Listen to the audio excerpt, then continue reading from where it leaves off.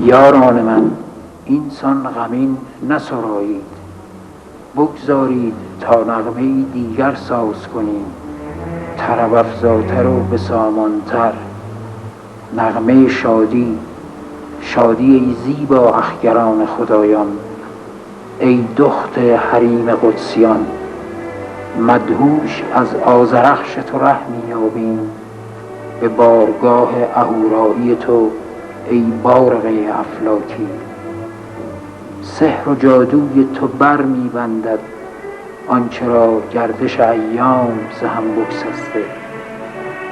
آدمیان به برادری خواهند رسید آنجا که شهپر لطفت سایه می گستراند سرخوش.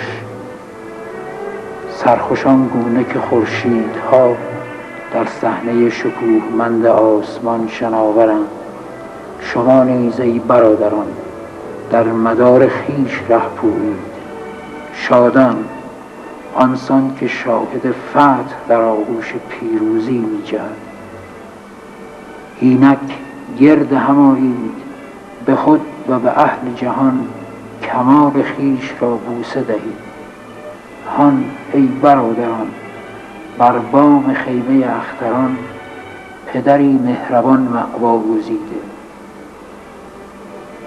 اینک ای آدمیان به سجده درآیید و ای جهان جان جهان را دریاب.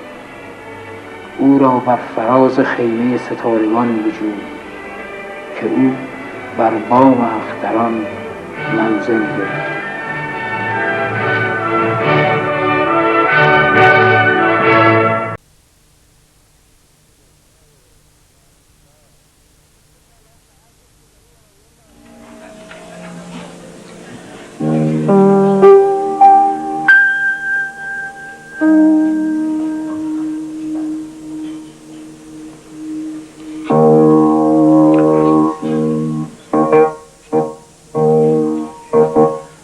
ز پوچ جهان هیچ اگر دوست دارم، تو را ای کهن بوم و بر دوست دارم.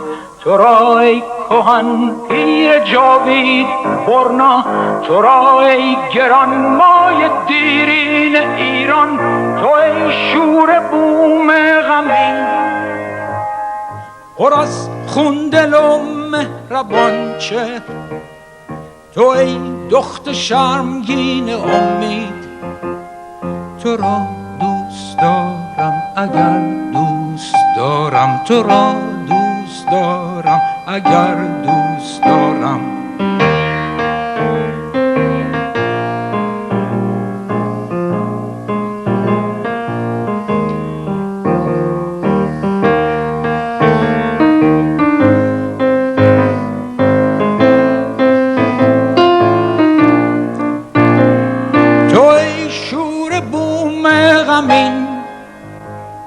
پر از خون دل و مهربان چهر، تو ای دخت شرمگین امید، تو را دوست دارم اگر دوست دارم. تو را دوست دارم اگر دوست دارم.